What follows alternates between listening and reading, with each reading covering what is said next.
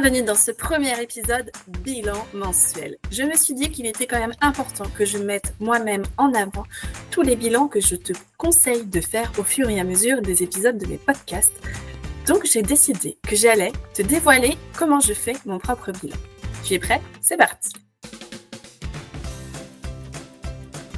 Je commence toujours mon bilan par établir un mot qui résume le mois. Pour cela, je me sers de mes différents bilans hebdo dans lesquels je mets un mot qui résume la semaine.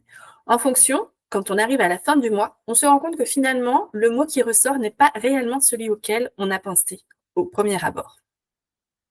Pour le mois de février, le mot qui a le mieux résumé, c'était communication.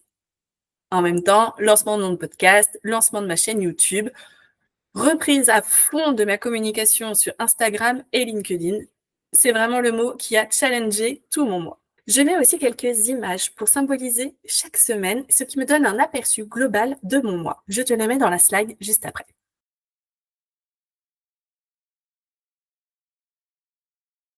Le programme que j'ai eu en ce début de mois, j'avais le lancement de mon podcast plus ma chaîne YouTube, publication d'un article de blog, kiffer la soirée entrepreneur avec une amie, réserver mon déplacement pour Go Entrepreneur, réserver mes vacances estivales, me former sur Canva et envoyer 3 nouveaux mails de prospection pour mon podcast. Est-ce que j'ai atteint mes objectifs?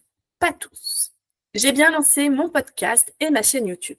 Je n'ai pas publié mon article de blog parce que je me suis rendu compte que mon site web était obsolète et je pense que je suis sûre même que je vais tout basculer sur System.io dans le mois, voire le mois suivant. J'ai adoré la soirée entrepreneur que j'ai fait avec mon ami, même si je me suis rendu compte que finalement cette communauté d'entrepreneurs n'était pas faite pour moi. On n'a pas les mêmes façons de penser l'entrepreneuriat. Par contre, j'ai assisté à un show phénoménal. C'était sur l'optimisme et c'est quelque chose qui m'a vraiment remise en question par rapport à ma façon d'être parce que tu t'en rendras compte au fur et à mesure de ces épisodes et ces vidéos. Je suis quelqu'un de très optimiste. Je n'avais jamais pris en considération le point de vue de mon interlocuteur lorsque moi j'arrive pleine d'optimisme et que lui finalement n'est pas très réceptif à moi. J'avais comme objectif de réserver mon déplacement à Go Entrepreneur. C'est chose faite. J'y vais donc le mercredi. Si jamais tu y vas, n'hésite pas à me le dire dans les commentaires ou à me contacter en DM. Je serais ravie de t'y rencontrer. Réserver les vacances estivales. C'est quasiment terminé, mais non, je n'ai pas atteint cet objectif. Non plus, parce que je n'ai pas réservé la location. Formation Canva. Je me suis formée avec la formation de Marine Bolano que j'ai eu la chance de gagner lors d'un concours au mois de décembre. J'étais déjà formée sur Canva, mais ça m'a fait du bien de revoir certaines choses et j'ai également appris de nouvelles astuces pour aller encore plus vite dans ma création de contenu. Elle est en cours de refonte et je te la conseille vivement si tu débutes sur Canva. Envoyer 3 nouveaux mails de prospection pour mon podcast. C'est chose faite. 2 personnes m'ont répondu. Je suis toujours en attente de la 3e personne qui, j'espère, sera favorable elle aussi. Dans la prochaine partie de mon bilan, j'analyse ce que j'ai fait et réalisé ce mois-ci. Même principe. Je reprends tous les bilans hebdo que j'ai faits, puis je les rassemble pour en faire une synthèse. En ce mois de février, j'ai eu une augmentation de mission client grâce à un nouveau contrat, puis à 2 autres clientes qui ont augmenté les heures. J'en ai donc profité pour arrêter 2 collaborations dans lesquelles je n'étais pas forcément épanouie, sachant que mon credo cette année 2024, c'est la qualité avant la quantité. Malgré la surcharge de travail par rapport à mon rythme habituel, j'ai quand même réussi à assurer toutes mes missions clients et également à profiter de ma famille. J'ai à un moment donné, eu l'idée merveilleuse de changer d'outil pour ma gestion de boîte mail, c'est-à-dire que je suis passée de Outlook sur Google. Gmail, quoi. Eh bien, c'était une fausse bonne idée parce que j'ai passé des heures et des heures et des heures à me prendre la tête avec l'informatique et le codage. J'ai perdu ma boîte mail pendant 24 heures. J'ai fini par la retrouver grâce au service client, que ce soit OdeSwitch ou Gmail, enfin Google, les 2 ont été fantastiques avec moi parce que clairement, c'est un métier. Je le sais, je ne suis pas prête de recommencer cette erreur. L'avantage à cette histoire, c'est que maintenant, j'ai également accès à mon agenda pro avec mon agenda perso, puisque les 2 sont combinés sur Gmail. C'était l'une des raisons également pour lesquelles je souhaitais avoir la suite Google, en plus d'avoir accès à Google Meet pour pouvoir enregistrer mes podcasts. Je suis passée à l'action sur plusieurs choses courant février. Lancement de mon podcast, lancement de ma chaîne YouTube, J'ai également été plus active dans ma communication auprès de mes abonnés. Je suis allée les contacter directement suite à mon concours que j'avais effectué début février ou fin janvier et j'ai eu beaucoup plus d'échanges aussi avec les personnes qui me suivent en story.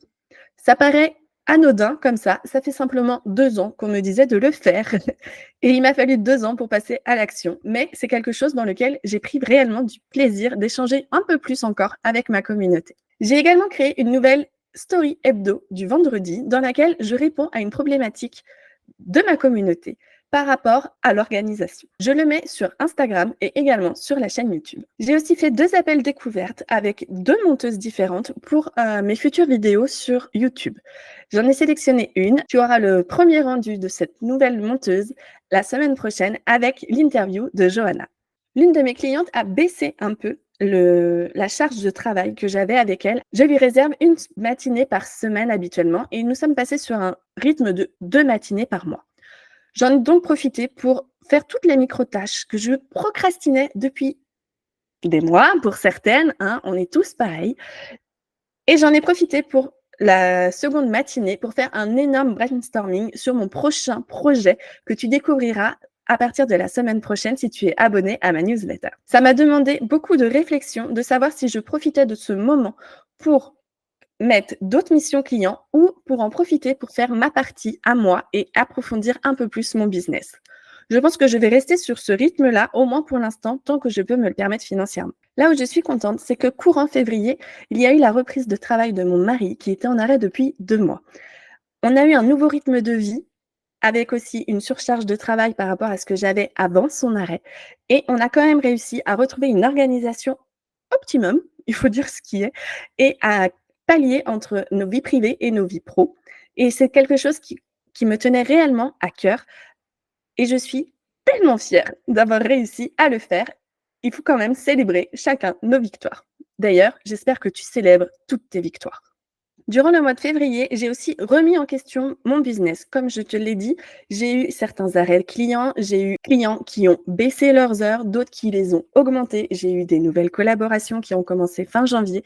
Ça a été vraiment toute une remise en question par rapport à est-ce que je suis bien alignée avec ce que je fais? Est-ce qu'il ne me manquerait pas autre chose par rapport à la formation aussi que je vends? Est-ce que je suis bien encore en adéquation avec ça? Je suis encore en réflexion là-dessus. Je pense que je te communiquerai le fond de ma pensée pour le bilan du mois de mars. J'aurais bien cheminé là-dessus. En tout cas, je te tiendrai informée. Pour ce qui est de mon bilan économique, j'ai fait plus de 600 € supplémentaires par rapport à ce que je m'étais fixé. Donc, je suis très fière de moi là-dessus aussi. Je me suis noté qu'il fallait que je prenne en compte que j'avais posé 1 semaine de vacances en mai et 2 semaines au mois d'août pour commencer à mettre de côté ma trésorerie pour ne pas avoir une perte financière sur ces mois-là. Côté formation et lecture, comme je te l'ai dit, j'ai fait la formation de Marine Bolano sur Canva. J'ai aussi fait une formation que j'avais de côté de Margot Cunego qui va m'aider à cheminer pour mon projet.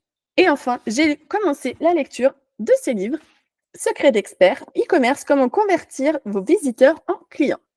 Je l'ai commencé, j'ai lu la préface, j'attends de voir le reste du livre et je te ferai mon compte rendu en mars, je pense. Dans la partie qu'est-ce que j'ai aimé? J'ai aimé avoir des actions à mettre en place, une nouvelle ligne éditrice de mon biz qui se profile, être un peu plus sereine financièrement que les mois précédents, savoir que je continue certaines prestats clients malgré le fait qu'on ait diminué les heures, avoir eu le temps de me former, avoir eu le temps pour mes enfants. J'ai aussi pris du temps pour moi et je trouve que j'ai eu une organisation au top malgré tous les chamboulements que j'ai eus. Ce que j'ai moins aimé, c'est que du coup, j'ai procrastiné l'état intérieur de ma maison. Mais je vais y remédier sur le mois de mars avec le grand ménage de printemps. Qu'est-ce que j'ai appris? À avoir pris conscience de mes limites professionnelles, qu'il fallait que je communique plus sur mes offres. Comment lancer un podcast et une chaîne YouTube malgré le fait que j'ai déjà eu des missions clients dans lesquelles je programmais les épisodes de podcast ou de la chaîne YouTube. C'est quand même différent quand c'est toi qui dois aller chercher les idées et les mettre en action. J'ai aussi appris à dire stop à des clients et à des prestataires. Ce que j'ai le mieux réussi au mois de février, c'est de toujours voir le positif des choses. Comment je pourrais m'améliorer en mars en coupant vraiment le soir de mon téléphone et de ne pas oublier que j'ai aussi ma famille et ma maison dont il faut que je prenne soin. Et dans la dernière catégorie qui est allez ciao, ne plus me laisser dépasser par le ménage et les photos et je vais reprendre mes routines mensuelles perso. Pour ce qui est de mes objectifs du mois de mars, j'ai pour objectif de faire 4 vidéos YouTube et 4 épisodes de podcast, de faire mon plan de com sur Instagram, LinkedIn, ma newsletter, ma chaîne YouTube et mon épisode de podcast pour avoir une vue d'ensemble sur le mois. J'ai aussi dans l'idée de lancer mon nouveau projet que je te dévoilerai courant mars via ma newsletter dans un premier temps, puis après sur les différents réseaux sociaux. Et enfin, si possible, j'aimerais basculer mon site web sur System.io, mais peut-être que je décalerai ça sur avril. J'espère que ce premier épisode t'a plu. J'ai hâte de faire le prochain bilan pour te dévoiler toutes mes avancées. Merci beaucoup pour ton écoute et si ce n'est pas encore fait, pense à t'abonner et à liker.